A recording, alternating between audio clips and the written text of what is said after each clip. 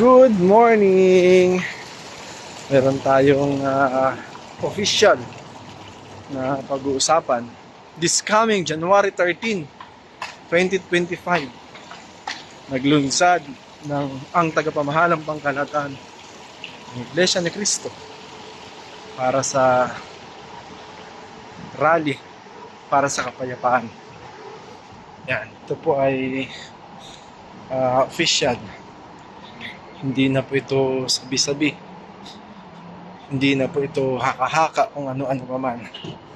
Ito po mismo ay circular na. Ang circular po na binabanggit ko, after po ng pagsamba, binabasa po ito. So, palaging kaisa ng pamamahala. Yan. At mas dadagsak po ang tao dito sa gagawing rally. Sapagkat hindi lang po ito Iglesia ni Cristo ang magrarally, dahil ito po ay open. Kung ikaw na kaanib sa Iglesia ni Cristo, ay pwede ka po mag-imbita ng iyong mga kapamilya, kamag-anakan, kaibigan na makiisa. Ito po ay matutuloy na, dahil ito po mismo ay na-circular. Pag sinabi po na circular, nabasa na po ito sa pagsamba. So nag-aanyaya ang tagapamahalang pangkalahatan na makiisa sa gagawing peace rally. Yan, rally para sa kapayapaan. Ang sinusuportahan po ng Iglesia ni Cristo ay ang kapayapaan. Hindi po para bahabahagiin ang bawat panig, kundi ang pinaka-purpose nito ay pagkaisahin tungo sa mapayapang pamamahala. So see you po sa January 13, 2025.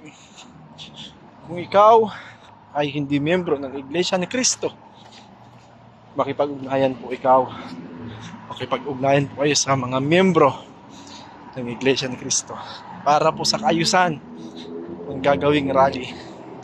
Hindi po bara-bara, sa maayos na paraan. Remember, unang rally ng Iglesia ni Cristo? Hindi pala ito unang rally. Nung nakaraang 2015 ba yun? So may EDSA show. Nandun po kami, nandun po ako. Hindi maawat-awat. Hindi po maawat-awat ng gobyerno ang pagdagsa ng mga tao doon sa show Boulevard. Hindi maawat ng mga tao.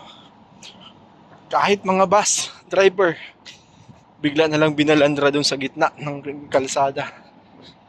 Yun pala, ang driver pala ng bus, ikaani pala sa Iglesia ni Cristo. Hindi naman inaawat ng mga otoridad.